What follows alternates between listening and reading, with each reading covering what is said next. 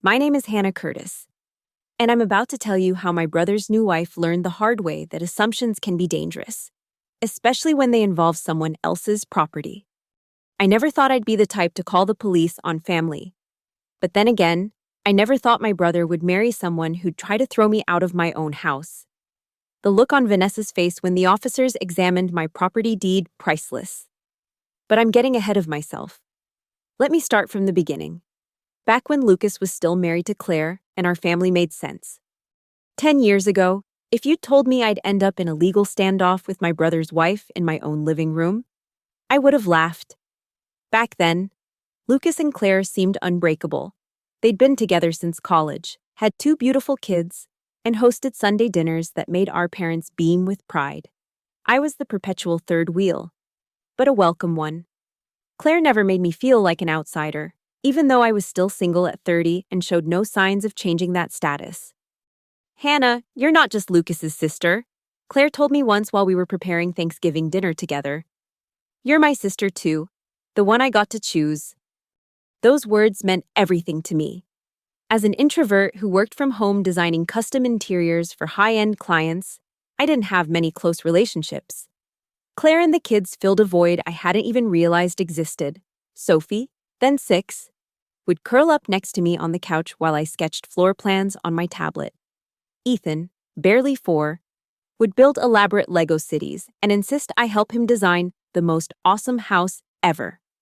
My house became their second home. Not just any house, mind you, but the 2-story colonial I'd saved for since I was 22. Every freelance project, every late night, every skipped vacation had gone toward that down payment. When I finally got the keys at 32, I nearly cried. 4 bedrooms, 3 bathrooms, a home office with perfect natural light, and a kitchen that begged for family gatherings. It was everything I'd dreamed of, and more. Lucas had been happy for me, though I detected a hint of something else in his congratulations. He and Claire were still renting then, saving for their own place while juggling daycare costs and car payments. But there was no resentment, or so I thought. He'd helped me move in, spent weekends helping me paint, and brought the kids over to play in the big backyard. "You did good, hon," he'd said, using my childhood nickname. "This place suits you." The first crack in the facade appeared during a company retreat.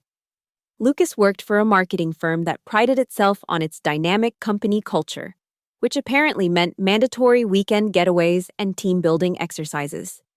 Claire had called me, frustrated. Another weekend away. She'd sighed over the phone. "I swear, sometimes I think that company wants their employees more than their families do."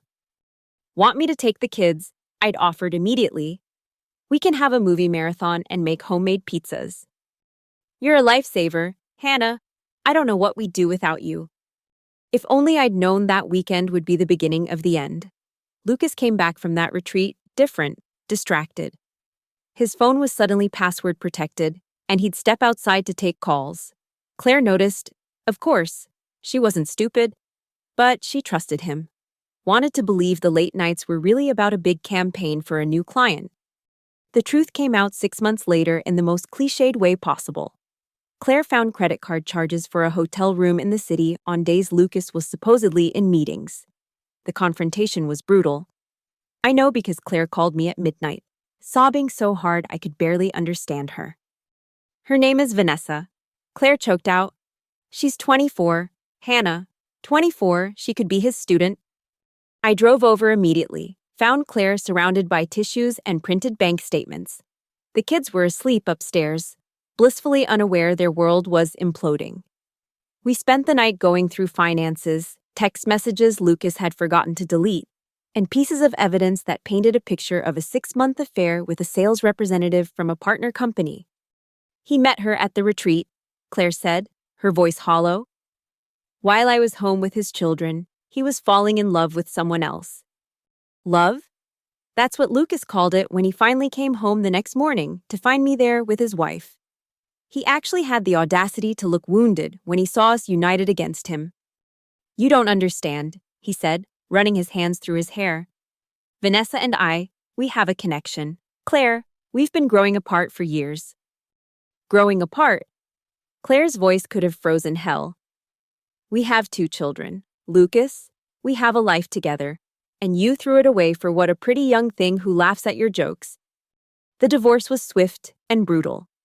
I stood by Claire every step of the way, even testified about the family dynamics during the custody hearing. Lucas's lawyer tried to paint me as a biased witness, but the judge saw through it. Claire got primary custody, the car, and a hefty chunk of Lucas's salary in child support and alimony. Lucas got every other weekend with the kids and the privilege of moving back in with our parents at 36. Mom and Dad were devastated but tried to stay neutral. They'd always been the type to avoid conflict, smoothing over family disputes with forced smiles and changed subjects. But even they couldn't hide their disappointment when Lucas brought Vanessa to meet them. I met her for the first time at a family barbecue Dad insisted on hosting. "We need to move forward," he'd said, "for the children's sake." Vanessa was exactly what I'd expected, and somehow worse. Bottle blonde with expensive highlights, designer clothes that screamed new money, and a smile that never reached her eyes. She clung to Lucas's arm like a prize she'd won, sizing up everyone with calculating looks. "So, you're the sister," she said when Lucas introduced us. "Lucas talks about you all the time." "Does he?" I kept my voice neutral, though I doubted Lucas had mentioned that I'd helped his ex-wife take him to the cleaners in court. "Oh yes, he says you're very independent." The way she said it made it sound like a disease. It must be nice, not having any real responsibilities, no husband, no kids, just your little design business. Little design business, I'd renovated homes for tech executives and local celebrities, but I bit my tongue. This wasn't the place. The barbecue was torture. Vanessa commanded attention, telling stories about her modeling aspirations and how she was taking a break from her sales job to focus on personal growth. Translation: she was living off Lucas while posting inspirational quotes on Instagram. The kids were there for the first hour, clearly uncomfortable. Sophie, now 9, was old enough to understand that this woman was the reason Daddy didn't live with them anymore. Ethan, 7, just looked confused when Vanessa tried to hug him and he instinctively pulled away. "Give it time," Lucas said, noticing his son's reluctance. "They'll warm up to her." They never did. Claire told me later that Sophie had come home crying after a weekend visit because Vanessa had thrown out the special breakfast Claire always packed for them, insisting they eat her organic, gluten-free creations instead. Ethan stopped wanting to go entirely after Vanessa redecorated their room at Lucas's new apartment, removing all traces of their mother's influence. "She's trying to erase me," Claire said during one of our coffee dates. "Like if she pretends I never existed, she can have the perfect family with Lucas." "The kids know better," I assured her. "And Lucas is going to realize what he lost. Men like him always do." I was half right. Lucas did realize what he'd lost, at least financially. The child support and alimony payments left him with barely enough to maintain the lifestyle Vanessa expected. Their apartment was nice but modest, a far cry from the house he'd shared with Claire. Vanessa's shopping habits didn't adjust to match their new reality. That's when the calls started. "Hon, I need a favor," Lucas said one evening, catching me off guard. We'd barely spoken in the year since the divorce was finalized. "What kind of favor?" "Can we meet for coffee, just the two of us? It's important." Against my better judgment, I agreed. We met at a Starbucks downtown, neutral territory.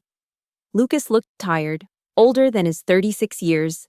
The stress of maintaining Vanessa's expectations was clearly wearing on him. "Thanks for coming," he started, fidgeting with his coffee cup. "I know things have been complicated between us." "Complicated?"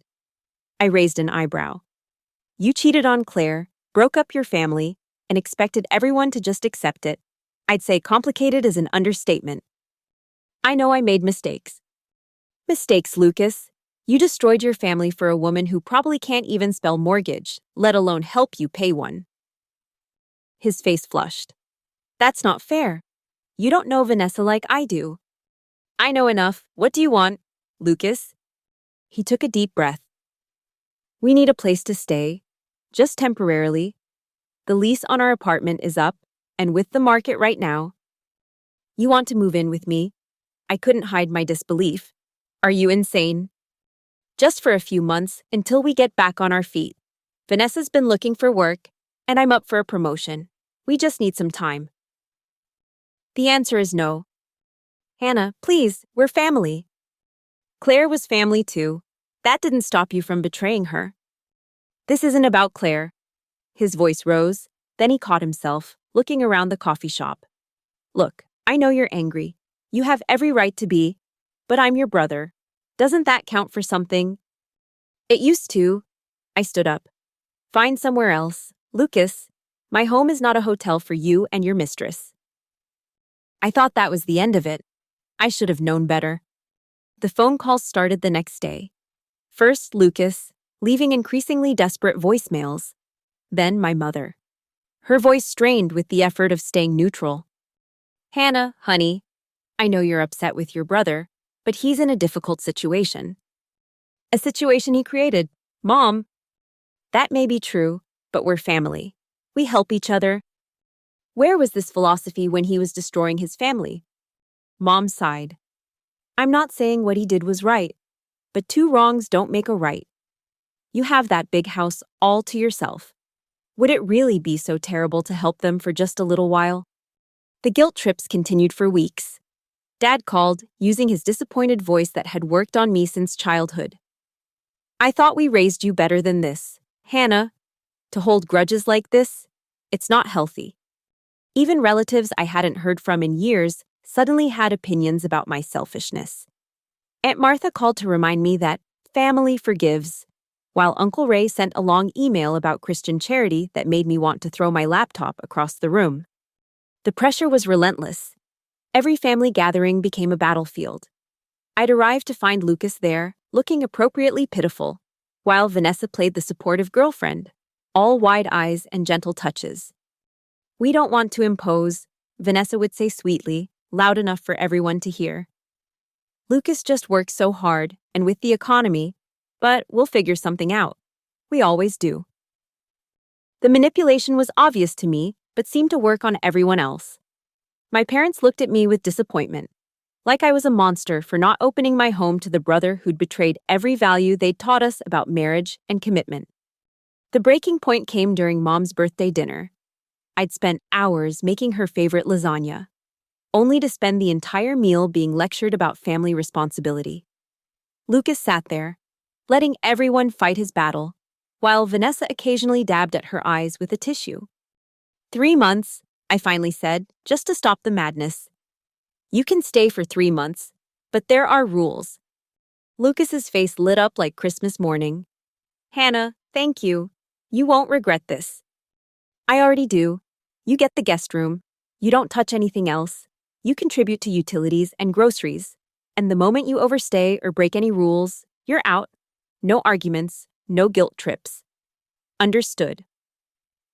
Of course we'll be the perfect house guests, won't we, babe? Vanessa smiled, but there was something calculating in her eyes. We're just so grateful. Hannah, you're a lifesaver. They moved in the following weekend. I watched from my home office window as Lucas unloaded box after box from a U-Haul. Designer clothes, expensive electronics, exercise equipment I doubted Vanessa had ever used. For people in financial distress, they sure had a lot of stuff. Wow, your house is so spacious, Vanessa said, wandering through like she was casing the place. It must get lonely, all by yourself in here. I like my space, I replied, watching her run her manicured fingers along my custom kitchen cabinets. Still, it seems like such a waste. All these empty rooms. Lucas and I were just saying how perfect this place would be for children. The implication hung in the air. I chose to ignore it, showing them to the guest room and laying out the house rules. No parties, no overnight guests without permission. Quiet hours after 10. And absolutely no rearranging my furniture or decor. Of course, Vanessa agreed sweetly. We're just so grateful to have a roof over our heads. The first week was deceptively calm. Lucas left early for work, came home late. Vanessa claimed to be job hunting, though she seemed to spend most of her time on the couch watching reality TV and online shopping. I tried to maintain my normal routine, working from my home office, pretending I didn't have unwanted house guests. The problem started small. I'd come downstairs to find Vanessa had rearranged the living room pillows because they flowed better her way. My organic groceries disappeared, replaced by processed foods I'd never buy. The TV volume crept up during my work hours, despite repeated requests to keep it down. "Oh, I'm so sorry," Vanessa would say with fake concern. "I didn't realize you could hear it. Your house is just so big. I thought you were far enough away." Then came the dinner parties. Without asking, Vanessa invited her friends over one Friday night. I came home from a client meeting to find 6 strangers in my living room, drinking wine and gossiping loudly. "Hannah," Vanessa called out cheerfully. "Come meet my girls, ladies. This is Lucas's sister. She's letting us stay here while we save for our dream home." Dream home. That was news to me. I forced a smile, made minimal small talk, then retreated to my office. When I confronted Lucas later, he just shrugged. She's been stressed about the job search. She needed to blow off some steam with friends. In my house, without asking, "Come on, hon, it's not like you were using the living room." The entitlement stunned me. This was my brother, the same person who'd helped me paint these walls, who'd celebrated with me when I got the keys. Now he acted like my space was his to share. Things escalated when Vanessa started treating me like staff. She'd leave dishes in the sink, expecting me to wash them. Her laundry would appear in my washer, with a sticky note asking me to switch it to the dryer when I had a chance. She'd add items to my grocery list, expensive things like imported cheese and specialty wines. "I thought we were all sharing," she said when I confronted her about a $300 grocery bill. "Lucas said you make really good money with your little business." There it was again. Little business. Like I hadn't worked my ass off for 15 years building my reputation and client base. Like the house she was living in, rent-free, had just materialized out of thin air. The 3-month mark approached with no sign of them leaving. When I brought it up to Lucas, he had excuses ready. The apartment we wanted fell through. Just a few more weeks. I promise. "You promised 3 months. It's been 3 months. I know. But Vanessa's got some promising leads on jobs. Once she's working, we'll be out of your hair." Vanessa's promising leads seemed to consist mainly of pyramid scheme, opportunities, and vague ideas about becoming a social media influencer. She'd set up ring lights in my guest room, filming makeup tutorials and lifestyle content against the backdrop of my carefully designed spaces. "Your house photographs so well," she gushed, showing me her latest post. "My followers love the aesthetic. You should be flattered." Flattered that she was using my home as a free set for her Instagram fantasies? I think not. The tension in the house was palpable. I started avoiding common areas, eating meals in my office, leaving early and coming home late. My own home had become a prison, and the wardens were my brother and his girlfriend. Everything changed the day I overheard the phone call. I was working from home, headphones on, when I went to the kitchen for coffee. Vanessa was on the phone, her voice carrying clearly through the space. "No, Mom, it's perfect. Lucas's sister owns the place, but she's hardly ever here. She's one of those career women, married to her work. Lucas says she'll probably never have a family. So really, this house is wasted on her." I froze, coffee mug halfway to my lips. "Once the baby comes, I'm sure she'll want to move somewhere smaller. Lucas thinks she might even give us a good deal on this place. Family discount and all that." Baby, my mind raced. Vanessa was pregnant. About 2 months along. We haven't told his sister yet. Lucas wants to wait for the right time. You know how she is about me. But once she knows she's going to be an aunt, I'm sure she'll come around. Maybe even help with the down payment. I set my mug down silently, processing this information. They were planning to manipulate me into selling them my house. My house. The one I'd saved for, sacrificed for, built my life in. And they thought a baby would be their golden ticket. I went back to my office, mind churning. This changed everything. A few weeks had turned into a permanent invasion, and now they were planning to anchor themselves even deeper into my life. The audacity was breathtaking. That evening, I confronted Lucas privately while Vanessa was in the shower. "When were you planning to tell me about the pregnancy?" His face went white. "How did you—" "When, Lucas? We wanted to wait until she was further along. Make sure everything was okay.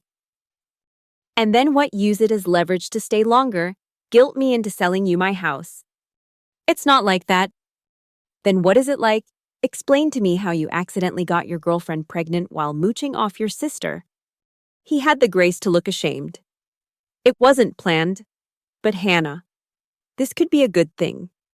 A fresh start. The kids would have a sibling, and you'd be an aunt again.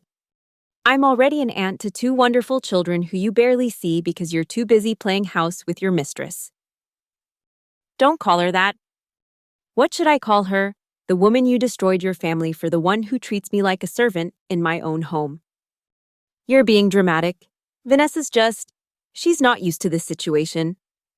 "Neither am I. Lucas, I'm not used to being lied to, manipulated, and taken advantage of by my own brother." He tried to play the sympathy card, talking about fresh starts and family bonds, but I wasn't buying it anymore. The brother I'd grown up with, the one who'd helped me move into this house, was gone. In his place was this stranger who saw me as nothing more than a resource to exploit. The final straw came 2 weeks later. I'd been visiting Claire and the kids, helping Sophie with a school project about family trees. The irony wasn't lost on me as we carefully glued photos to poster board, documenting a family that had been whole until recently.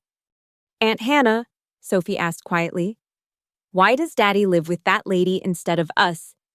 How do you explain adult selfishness to a 9-year-old? "Sometimes grown-ups make choices that are hard to understand," I said carefully. "Mom says we shouldn't hate her," Ethan added, focused on coloring. "But I don't like going to Dad's new place. She's mean to Mom." My heart broke for them. These kids were the real victims in all of this, shuffled between homes, forced to accept a woman who'd helped destroy their family. I stayed for dinner, enjoying Claire's cooking and the kids' chatter. This was what family felt like: comfortable, warm, genuine. Not the strained performance waiting for me at home. When I finally returned to my house, I found chaos. Music blared from the living room where Vanessa was hosting another impromptu party. At least a dozen people milled around, drinks in hand, using my furniture like a nightclub lounge. Hannah, one of Vanessa's friends, clearly drunk, grabbed my arm. "V was just telling us how you're giving them the house when the baby comes. That's so generous." I pulled away, searching for Vanessa. I found her holding court on my couch, regaling her audience with plans for nursery renovations and kitchen updates. "The main bedroom will be perfect for the baby's room," she was saying. "It gets such beautiful morning light. Hannah won't mind moving to the guest room. She's hardly here anyway." The rage that had been building for months finally erupted. "Everyone out!" The room fell silent. I said, "Get out, now!" Vanessa stood, swaying slightly. "Hannah, don't be such a buzzkill. We're just having a little fun." In my house, without my permission, while making plans to steal it from me. "Steal, we're family," Lucas said. "I don't care what Lucas said. This is my home, and you've overstayed your welcome. The party's over." Her friends scattered like roaches when the lights come on, mumbling excuses and grabbing their things. Vanessa's face twisted into an ugly sneer. "You bitter old bitch. No wonder you're alone. Who'd want to live with someone so selfish? Get out of my house. This isn't just your house anymore. We live here too. We have rights." "You have no rights. You're a guest who's worn out her welcome. Leave now, or I call the police." She laughed. Actually laughed. "Go ahead, call them. We'll tell them how you've been harassing a pregnant woman. See how that looks?" But I was done with the manipulation, the guilt trips, the entitlement. I pulled out my phone and dialed 911. "I'd like to report trespassers in my home who refuse to leave." Vanessa's smirk faltered. "You're not serious." I gave the dispatcher my address. explaining the situation calmly while Vanessa ranted in the background about family obligations and pregnancy hormones. By the time Lucas arrived home from wherever he'd been hiding, 2 patrol cars were pulling into my driveway. "What the hell is going on?" he demanded, taking in the scene. "Your sister has lost her mind," Vanessa shrieked. "She's throwing out a pregnant woman." The officers separated us, taking statements.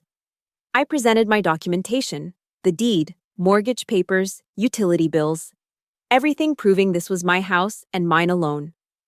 I explained how they'd been asked to leave after their agreed-upon time expired. "Ma'am," one officer addressed Vanessa, "are you on the lease?" "No, but..." "Do you have any written agreement to be here?" "We're a family." "That's not a legal standing. The homeowner has asked you to leave. You need to comply." Lucas tried to intervene, spinning stories about verbal agreements and family understandings. But the officers weren't interested in family drama. The law was clear. This was my house, and I wanted them gone. "This is insane," Lucas kept saying. "Hannah, think about what you're doing. Mom and Dad will never forgive you." "They'll get over it." "I'm your brother." "Then act like it. A real brother wouldn't have put me in this position."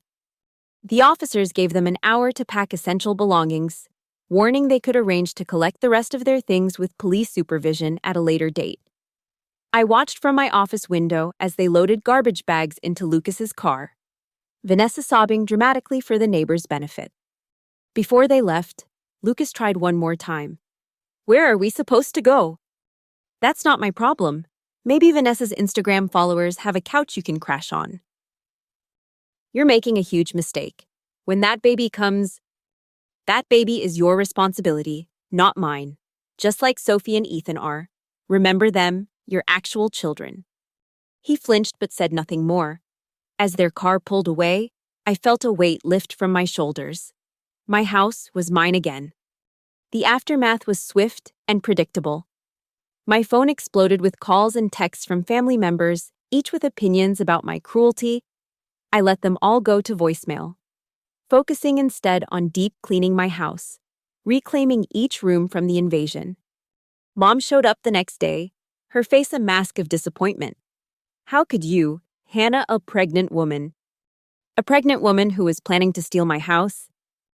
"Don't be dramatic, they just needed help." They needed to take responsibility for their choices. Lucas destroyed his family for that woman. I won't let him destroy my life too. "This isn't you," Mom insisted. "The Hannah I raised would never..." "The Hannah you raised got tired of being a doormat. If you want to enable Lucas, that's your choice, but not in my house." She left in tears, but I didn't cave. Days turned into weeks. Lucas and Vanessa apparently moved in with her mother, though the complaints about cramped quarters and personality clashes made their way back to me through the family grapevine. The flying monkeys kept coming. Cousins I hadn't spoken to in years suddenly had strong opinions about family loyalty. Church friends of my parents called to lecture me about forgiveness. But for every critical voice, there was a supportive one.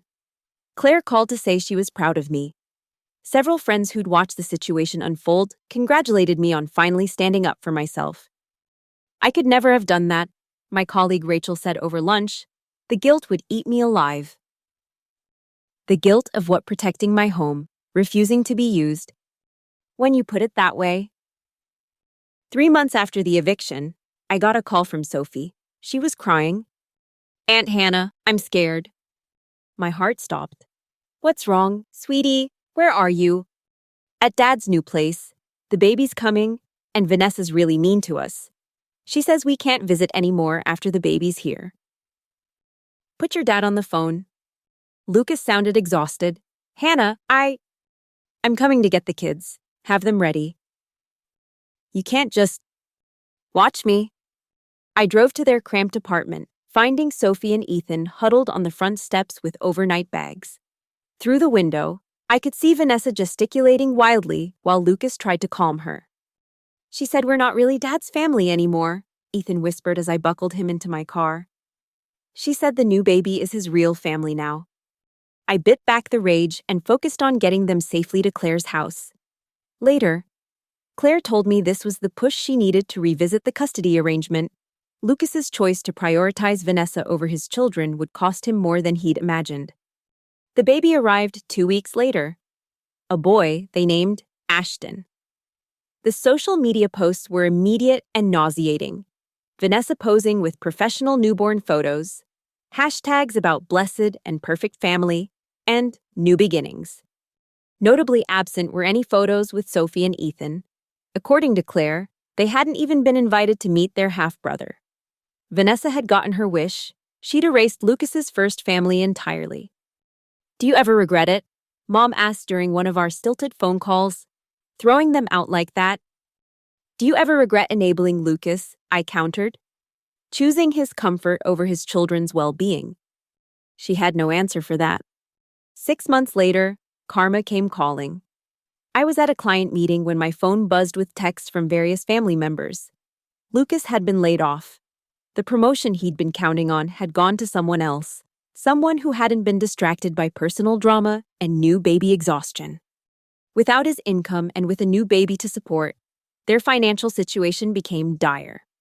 Vanessa's mother kicked them out after one too many arguments about money and childcare. They were living in a motel, burning through savings that didn't exist. "He's your brother," Dad said when he called. "Whatever happened between you, he's still your brother." He's Sophie and Ethan's father, too. Has he remembered that? "Don't change the subject. They need help." Then help them. Open your home to them. Give them money, but don't expect me to set myself on fire to keep them warm. The family pressure resumed, but this time I was immune. I'd been through this dance before. I knew how it ended, with my boundaries violated and my generosity exploited. Not again. Claire and I had grown closer through all of this. She'd gotten full custody after Lucas missed multiple child support payments and failed to show up for scheduled visits. The kids were thriving without the chaos of Vanessa's hostility.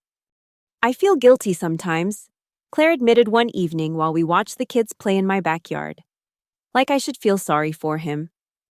Why he made every choice that led him here. I know. It's just, I loved him once. It's hard to see someone you loved destroy themselves." "He's not destroyed. He's just facing consequences for the first time in his life." Lucas tried reaching out a few times, leaving voicemails about how sorry he was, how he'd made mistakes, how family should stick together. I deleted them all. Apologies without action are just manipulation. And I'd had enough of that for a lifetime. A year after I'd called the police to remove them from my house, I ran into Vanessa at a grocery store. She looked different, tired, older. The designer clothes replaced with discount store basics. She was juggling a fussy toddler while trying to comparison shop formula prices. Our eyes met across the cereal aisle. For a moment, I thought she might speak, might apologize or acknowledge what had happened. Instead, she turned away, hurrying in the opposite direction. I felt nothing. No satisfaction, no pity, just a bland acknowledgement that choices have consequences. She'd wanted my life, my house, my stability, without understanding that those things came from years of work and sacrifice.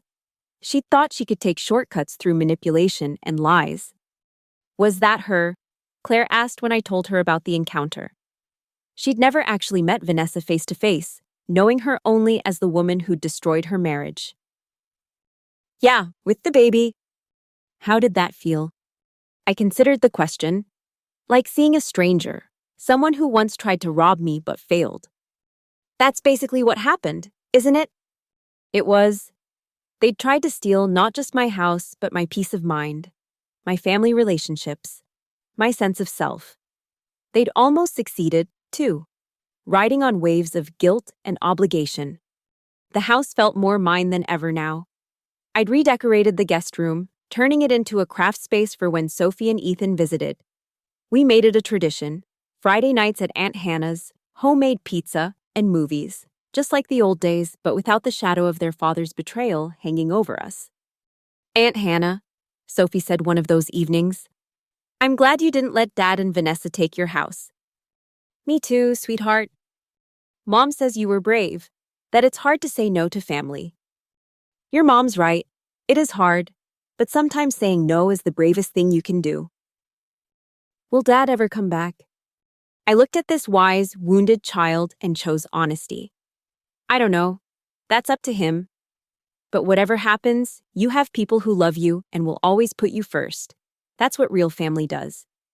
Ethan, now approaching his 10th birthday, nodded solemnly. Vanessa wasn't real family. She was just pretending. Out of the mouths of babes, he'd understood something fundamental that the adults in our family had missed. Real family doesn't manipulate. Real family doesn't lie, steal, or treat you like a resource to be exploited. Real family shows up with pizza and homework help. Real family respects your boundaries and celebrates your successes. Real family doesn't require DNA. Sometimes it's the sister-in-law who stands by you when your marriage explodes. Or the aunt who provides stability when your father chooses his new family over you. My phone still occasionally lights up with calls from relatives who think I should reconcile with Lucas. They talk about forgiveness and moving forward, about the importance of family bonds. I let them talk, then politely decline. But he's your brother, they say, as if I've forgotten. He was, I reply. Now he's someone who tried to steal my home and happiness. Being related doesn't give anyone the right to destroy your life. Some understand, most don't. That's okay. I've learned that protecting your peace is more important than keeping everyone happy. The last I heard, Lucas and Vanessa were still together, still struggling, still blaming everyone but themselves for their situation. They'd moved to a smaller town where the cost of living was lower. But the pattern continued. Job losses, financial stress, relationship drama played out on social media for sympathy and attention. Meanwhile, I was thriving. My business had grown, partly because I could focus on it without the constant chaos they'd brought into my life. I'd added 2 employees, expanded my service area, and was considering buying a second property as an investment. You should be proud, Claire said during one of our regular coffee dates. You broke the cycle. You refused to enable him. It shouldn't have been that hard. Standing up for yourself shouldn't feel like betraying your family. But that's how toxic people work. They make you feel guilty for having boundaries. Lucas learned from your parents that there would always be someone to catch him when he fell. You showed him otherwise. She was right. My parents, in their quest to keep the peace, had created a monster. Someone who believed his needs trumped everyone else's, that his mistakes should be cushioned by others' sacrifices. I'd been expected to continue that pattern, to sacrifice my home and happiness for his comfort. Instead, I'd chosen myself. And in doing so, I'd chosen Sophie and Ethan too, showing them that actions have consequences, that you can love someone without enabling their destructive choices. The house stands as a testament to that choice. Every room holds memories now, not of the months of invasion and manipulation, but of game nights with the kids, dinner parties with real friends, quiet mornings in my office building something meaningful. Sometimes I stand in the doorway of what was once the guest room, now bright with craft supplies and children's artwork. And remember Vanessa planning to put the nursery there. The main bedroom with beautiful morning light that she'd claimed for her baby while relegating me to guest status in my own home. The audacity still amazes me, but more amazing is how close they came to succeeding. If I hadn't overheard that phone call, hadn't understood their long-term plan, would I have eventually caved? Would guilt and family pressure have worn me down until I sold them my house at a loss, convinced it was the right thing to do? I'll never know. But I know this. The moment I called the police was the moment I reclaimed not just my house, but my life. It was the moment I stopped being the supporting character in Lucas's drama and became the protagonist of my own story. Do you think he'll ever apologize? Claire asked recently. Really apologize, not just try to manipulate you into helping him again. No, that would require admitting he was wrong. And Lucas has never been good at that. His loss. Yes, it was. He'd lost a sister who would have done anything for him, who'd celebrated his successes and supported his dreams. He'd traded that for a woman who saw family as something to exploit, who measured relationships by what she could extract from them. But I'd gained something too. Self-respect, boundaries, a deeper relationship with my former sister-in-law and her children, a clear understanding of who deserved space in my life and who didn't. The calls still come occasionally, during holidays, especially when family sentiment runs high and memories get rose-tinted. "He's changed," they'll say. "The baby's made him grow up. Vanessa's different now." Maybe they have changed. Maybe struggle taught them what privilege couldn't, but it doesn't matter. Some bridges, once burned, don't need rebuilding. Some doors, once closed, should stay that way. My door's one of them. It opens for Sophie and Ethan, for Claire, for friends who respect my space and contributions. It stays closed to those who see my independence as selfishness, my success as something to exploit, my kindness as weakness. The house is quiet now in the best way. No blaring TV disturbing my work. No entitled demands for service. No whispered plans to steal what I'd built. Just peace, productivity, and the occasional chaos of children who are genuinely welcome. I think about that night sometimes. The look on Vanessa's face when the police examined my paperwork. The dawning realization that she'd overplayed her hand. That being Lucas's girlfriend gave her no claim to my property or patience. The tears that couldn't manipulate legal ownership. "You really called the police on family," she'd said, like it was unthinkable. Yes, I did. I called the police on trespassers who happened to be related to me. I chose my safety and sanity over their comfort. I refused to be a supporting player in their dysfunction. And I'd do it again in a heartbeat. The best revenge, they say, is living well. I'm not sure this was about revenge, though. It was about survival. About refusing to drown so someone else could float. About recognizing that family isn't a license to destroy someone's life. Lucas made his choice the day he betrayed Claire. Every decision after that was just consequence compounding. He chose Vanessa over his marriage, her demands over his children, their comfort over my boundaries. I simply chose myself. The story spread through our extended family, twisted in the telling. In some versions, I'm the villain who threw out a pregnant woman. In others, I'm the hero who stood up to manipulation. The truth, as always, is more complex. I'm neither villain nor hero. I'm just a woman who worked hard for what she has and refused to let anyone take it away.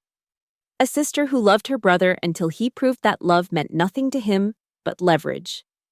An aunt who chose to protect the children who needed stability over the adults who created chaos. My name is Hannah Curtis. I'm 41 now, still single, still loving my work and my home. The guest room remains a craft room, filled with projects and possibility instead of entitlement and lies. Sophie's learning to sew, creating beautiful things with patient attention. Ethan's discovered a love for building models, constructing careful miniature worlds where everything has its place. "Aunt Hannah," he said last week, "when I grow up, I want a house like yours." "Then you'll have to work hard for it," I told him.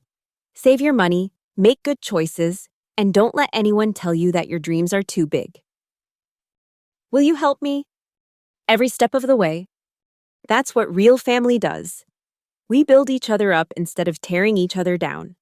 We celebrate success instead of trying to steal it. We respect boundaries instead of trampling them. Lucas chose differently. He chose a woman who whispered poison about family while planning to rob them, who smiled to my face while telling her friends I'd give her my house, who carried his child while denying his existing children their father. They're still together. Last I heard. Still struggling. Still scheming. Still blaming the world for the consequences of their choices. Maybe love really does conquer all. Or maybe they're just too invested in their mutual destruction to let go. Either way, it's not my problem anymore. My problem is choosing between paint colors for the office renovation, deciding which client project to tackle first, planning Sophie's birthday party, and making sure Ethan's science fair project gets the attention it deserves. Good problems, happy problems, problems that come from building something instead of tearing it down. The house stands strong, a testament to hard work and harder boundaries. Every mortgage payment I made alone, every late night working to afford it, every sacrifice that went into its purchase. They all led to the moment I could stand in my own doorway and say, "Get out." 2 words that changed everything. 2 words that broke the cycle of enablement and entitlement. 2 words that proved ownership isn't about blood or babies or manipulation. It's about whose name is on the deed. My name, my house, my choice. And I choose peace. The irony isn't lost on me that in trying to take my house, they lost everything. Had they been respectful guests, they might still be here. Had they honored the 3-month agreement, I might have extended it. Had they treated me as family instead of a resource, we might have found a way forward. But they showed me who they were, and I believed them. Every entitled demand, every manipulative tear, every whispered plan to steal what I'd built. They all painted a picture of people who saw kindness as weakness and family as something to exploit. So when people ask if I regret calling the police on my pregnant sister-in-law, I tell them the truth. I regret letting it go on as long as I did. I regret not seeing the manipulation sooner. I regret the stress they put on Sophie and Ethan, who deserved better from their father. But I don't regret protecting my home. I don't regret choosing stability over chaos, boundaries over exploitation, self-respect over family approval. Because at the end of the day, when the police lights faded and the drama subsided, I was left with something precious, a home that's truly mine. A life unmarred by toxic entitlement. And the knowledge that I can stand up for myself even when it's hard. Especially when it's hard. That's not selfish. That's not cruel. That's just someone refusing to set themselves on fire to keep others warm. And if that makes me the villain in their story, so be it. In my story, I'm the woman who said enough, who chose herself, who refused to let family ties become chains, who learned that sometimes the most loving thing you can do is say no. My name is Hannah Curtis. This is my house, and nobody, not brothers, not baby mamas, not the entire extended family choir, gets to take that away from me. Not then, not now, not ever. The house payment comes due every month, same as always. But now when I write that check, it feels different. Not like an obligation or a burden, but like a declaration of independence. Every payment is a choice, a commitment to the life I've built and the boundaries I've established. Sophie asked me once why I work so hard when I don't have kids of my own to provide for. The question was innocent, born from a child's perspective where adults exist mainly in relation to children. But it made me think. I work hard because I like creating beautiful spaces, I told her. Because I enjoy being independent. Because having my own home means I can share it with people I choose, like you and your brother. But don't you get lonely? Sometimes. But there's a difference between being alone and being lonely. I'd rather be alone in peace than surrounded by people who make me feel bad. She seemed to understand that. This child who'd learned too young that family could betray you. Like Dad and Vanessa made you feel bad. Exactly like that. They make me feel bad too, she admitted quietly. Vanessa says I remind her of Mom, like that's a bad thing. It's not, your mom is amazing, and so are you.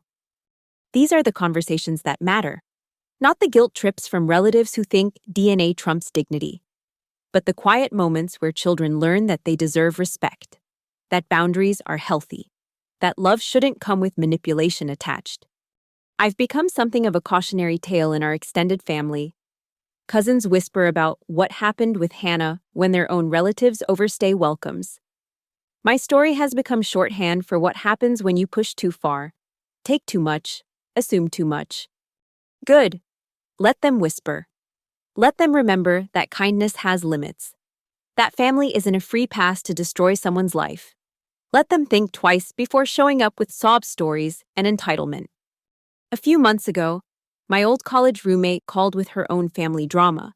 Her brother-in-law had lost his job and wanted to move in with his pregnant girlfriend. The parallels were eerie. What would you do? She asked. I'd remember that no is a complete sentence, that you can love someone without enabling them, that your home is your sanctuary, not a halfway house for people who make bad choices. But the baby isn't your responsibility.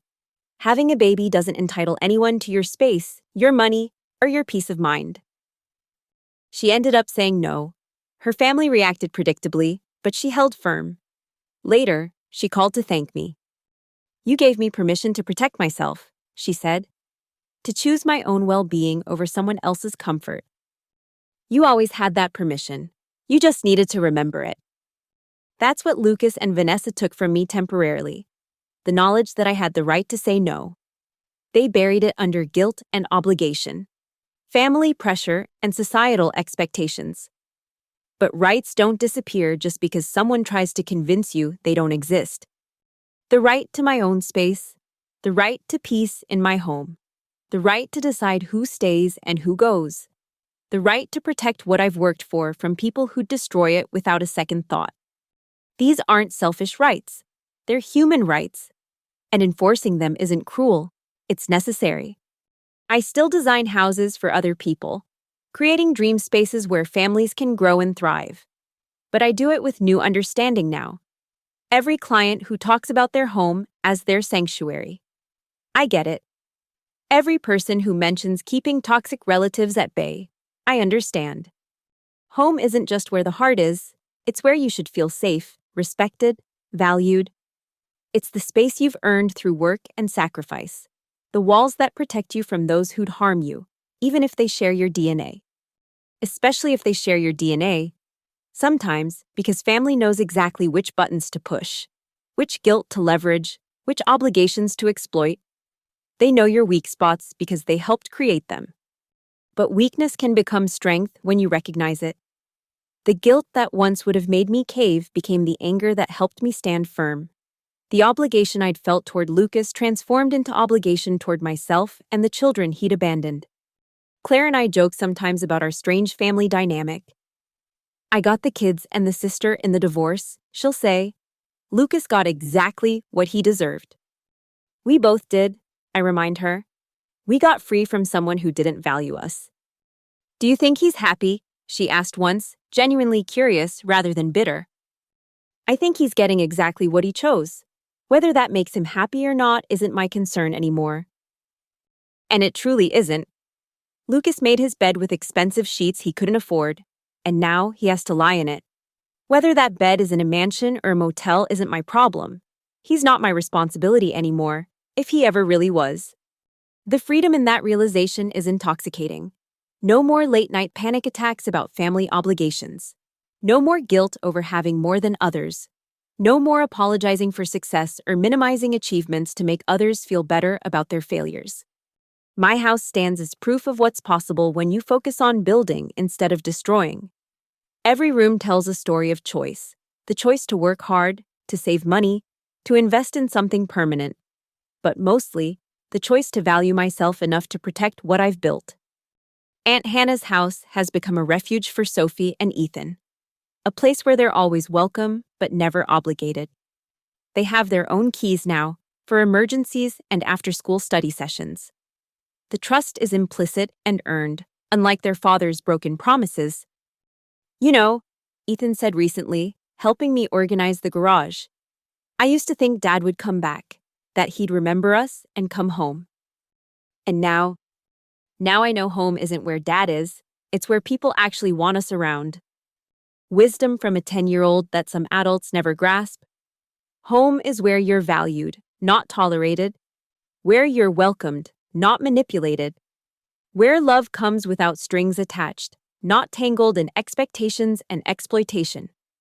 My brother never learned that lesson. He traded a home full of genuine love for a relationship built on deception and desire. He exchanged children who adored him for a woman who isolated him from them. He gave up a sister who would have supported him for a partner who sees family as competition. But every loss was his choice. Every consequence stemmed from decisions he made with eyes wide open. He wasn't tricked or trapped. He was willing, eager even, to throw away everything real for something shiny and new. The shimmer wore off, as it always does. But by then, the damage was done. The marriage was over, the children were hurt, the family was fractured, and I was done being collateral damage in his self-destruction. Sometimes growth looks like adding things to your life. Sometimes it looks like removing them. I removed the chaos, the manipulation, the constant drain on my resources and peace. In that empty space, Better things grew. Deeper relationships with Claire and the kids, stronger boundaries with extended family, greater success in my business. Nature abhors a vacuum, they say. When you remove toxic people from your life, that space doesn't stay empty. It fills with peace, with genuine relationships, with the energy you used to waste on drama and damage control.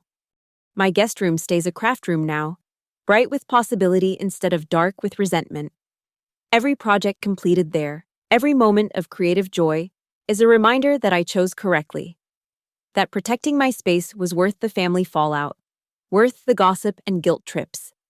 Because at the end of the day, when the sun sets through those windows Vanessa coveted, I'm at peace. My home is my sanctuary. Again, my life is my own, and my future is unencumbered by others' bad choices. The police lights have long since faded, but the clarity they brought remains. That moment of standing in my own living room, deed in hand, watching entitlement crumble in the face of legal reality, it changed me. Or maybe it revealed who I'd always been underneath the people-pleasing and family obligation. Someone who knows their worth, someone who protects what they've built, someone who refuses to be a supporting character in anyone else's drama. My name is Hannah Curtis. I'm a successful business owner, a devoted aunt, a loyal friend. I'm someone who learned the hard way that family isn't always family. That blood can betray you worse than strangers, that sometimes the most loving thing you can do is say no. This is my house, these are my boundaries, this is my life, and I wouldn't change a thing. The story could end here, with lessons learned and boundaries established. But life doesn't wrap up neatly like fiction. It continues, bringing new challenges and unexpected moments of clarity. Last month, I got a text from an unknown number. The area code was familiar, the small town Lucas and Vanessa had moved to. My finger hovered over the delete button, but curiosity won. Hi, Hannah. This is Vanessa. I know you probably don't want to hear from me, but I wanted you to know that Lucas and I aren't together anymore. I left him 3 months ago. I'm sorry for everything that happened. You were right about all of it. I stared at the message for a long time. Part of me wanted to respond with all the things I'd held back, all the anger and frustration of those awful months. Another part felt, nothing. The opposite of love isn't hate, it's indifference.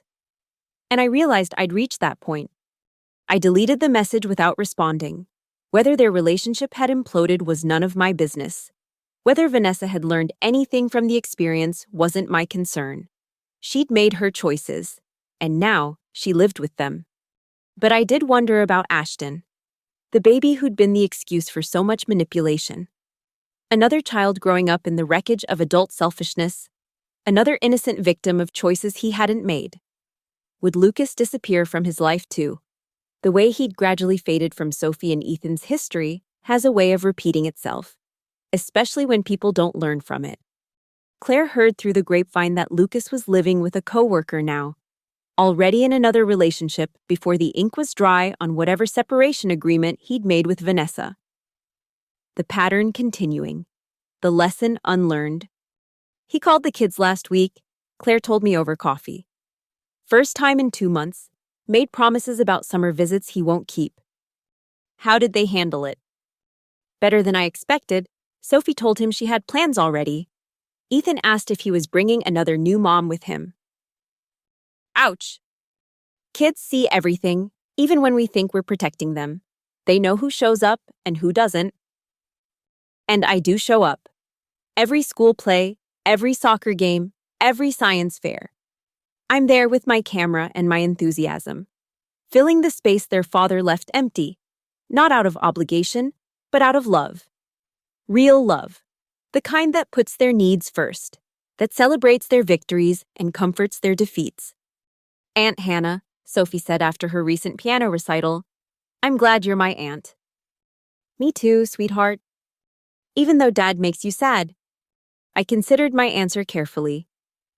Your dad doesn't make me sad anymore. I'm sad for you and Ethan sometimes because you deserve better. But I'm not sad for myself. I have everything I need. Like your house, like my house, my work, and especially like having you and your brother in my life." She hugged me then. This child who'd learned too young that love could be conditional, that fathers could choose new families over old ones, that homes could be broken by selfishness. But she'd also learned that love could be steady, that some people keep their promises, that new families can form from the ashes of old ones. Claire and I joke that we're raising the kids together now. An unconventional family born from betrayal, but sustained by genuine care. My house hosts sleepovers and study sessions, birthday parties, and holiday dinners. The formal dining room I'd barely used now bears the marks of family life. A small stain from Ethan's science experiment gone wrong, scratches on the floor from Sophie's chair-scooting habit, beautiful imperfections that make a house a home. These are the messes I choose, the chaos I welcome. So different from the entitled invasion of two adults who should have known better, who took hospitality as weakness and family connection as permission to exploit. The extended family has mostly accepted the new reality. Those who haven't have faded from my life without drama or declaration. You learn, as you get older, that not every relationship needs a formal ending. Some just wither from lack of attention, and that's okay. My parents still struggle with the divide. They see the grandchildren at my house more than Lucas's, wherever that might be these days. They've stopped asking when I'll forgive him, perhaps finally understanding that forgiveness doesn't mean reconciliation, that some bridges are better left burned. "I just wish things could go back to how they were," Mom said during a recent visit, watching Sophie help me in the garden. "They can't," I said gently. "But that doesn't mean they can't be good in a different way." I suppose I just never imagined our family would end up like this. No one imagines betrayal, Mom, but we can imagine healing, and that's what we're doing. She nodded, perhaps beginning to understand that enabling Lucas hadn't helped him, that protecting him from consequences had only delayed the inevitable reckoning, that choosing his comfort over his children's well-being had been its own form of betrayal. But understanding comes slowly, and change even slower. They still send him money sometimes, still make excuses for his absence from family gatherings. Old habits die hard, especially when they're wrapped in parental love and generational expectations. I've made peace with it. Their relationship with Lucas is theirs to manage.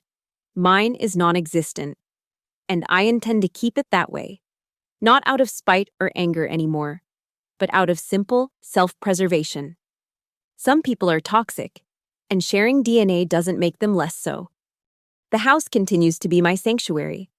I've made more improvements, a deck out back where Claire and I drink wine while the kids play, a upgraded home office with equipment that makes my work even more efficient, a security system that ensures no unwanted guests can claim squatters' rights. That last one might seem like overkill, but trust, once broken, leaves scars. I sleep better knowing that my home is protected, that no sob story or family connection can breach these walls again. The cameras and locks are physical manifestations of the boundaries I should have had all along. "You've changed," an old friend observed recently. "You're harder somehow." "Not harder," I corrected. "Just clearer about what I will and won't accept." Because of what happened with your brother. Because of what I learned from what happened. That being nice and being kind aren't the same thing. That helping and enabling aren't the same thing. That family and toxicity aren't mutually exclusive. She nodded slowly. I need to learn some of that clarity. Start with remembering that no is a complete sentence. Everything else follows from there. It's advice I give freely now, to friends struggling with their own family dynamics, to clients who mention difficult relatives during our consultations. The specifics vary, but the patterns remain consistent. Someone taking advantage, someone else feeling guilty for having boundaries, everyone else choosing sides based on comfort rather than truth. But their family becomes less compelling when you've seen what family is capable of. When you've watched a brother choose a new relationship over his children, watched parents enable destruction in the name of peace, watched relatives you barely know demand sacrifice they'd never make themselves. Family is what you make it. For me, it's Claire and the kids, a handful of genuine friends, clients who've become more than business connections. It's the people who show up without agenda, who celebrate your success without trying to claim it, who respect your boundaries without testing them. It's not Lucas, who saw my independence as a resource to exploit. It's not Vanessa, who viewed my home as her future property.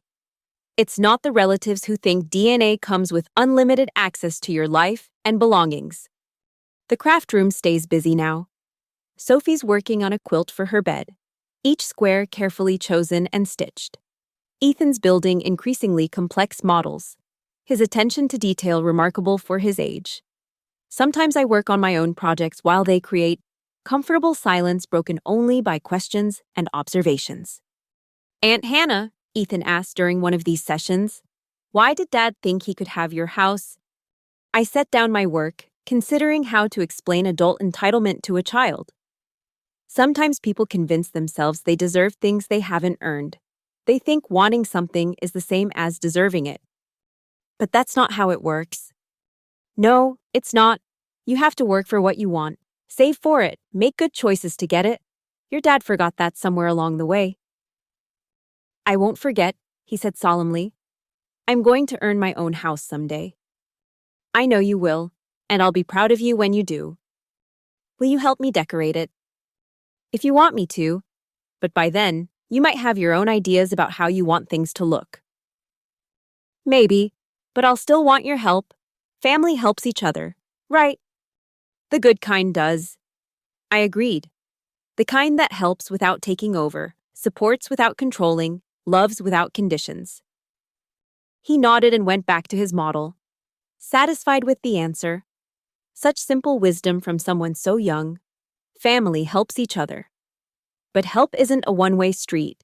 Isn't sacrifice without reciprocity. Isn't setting yourself on fire to keep others warm. Real help builds everyone up. Fake help tears one person down to lift another. I'd been providing fake help for years without realizing it, enabling Lucas's poor choices while depleting my own resources. The night I called the police was the night I stopped. Best decision I ever made after buying this house in the first place. Speaking of the house, it's worth considerably more now than when I bought it.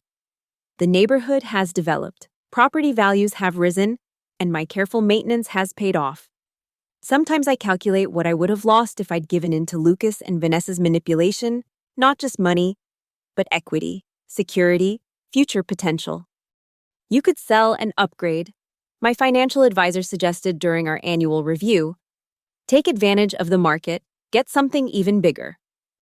Why would I want bigger? This house is perfect for me. But don't you want more? I have more. I have enough. That's the difference between me and people like my brother. I know when enough is enough. He looked puzzled. This man who deals in constant growth and acquisition. But happiness isn't about always wanting more. It's about appreciating what you have while working toward reasonable goals.